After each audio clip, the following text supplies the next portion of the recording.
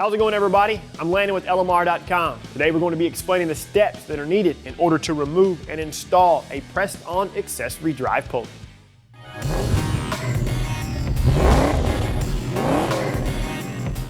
The step you are about to see will be completed on a Fox Mustang power steering pump, although these techniques can be used on other similar applications that have a pressed-on accessory drive pulley.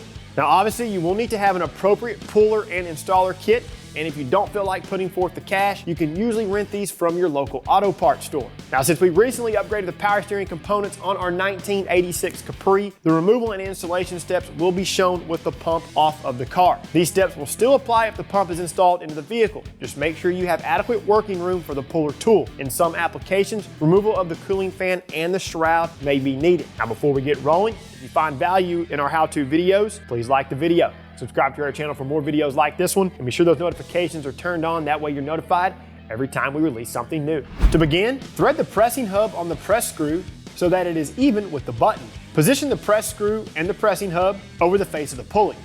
Install the clamshells in the correct orientation over the pulley and the pressing hub. Now position the retaining ring around the clamshells. Rotate the press screw so that there is preload on the pressing hub. Using either an adjustable wrench or the correct sized wrench on the pressing hub and the correct size socket on the press screw, rotate the screw clockwise to begin removing the pulley. Once the pulley is removed, set the pulley and the removal tool aside.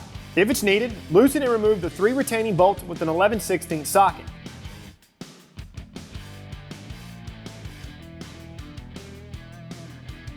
Separate the bracket from the pump.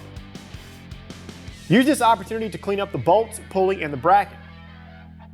For what we're working on, we're going to be installing a brand new bracket and pulley for this video. Depending on the vehicle, make sure the pump bracket is properly installed before reinstalling the pulley.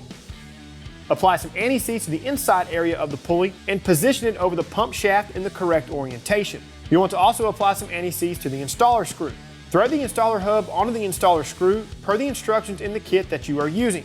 The installer hub needs to be threaded onto the installer screw enough so that when you install the screw into the pump shaft, it bottoms out. Go ahead and thread the screw into the pump shaft until it stops. Run down the installer bearing until it touches the face of the pulley.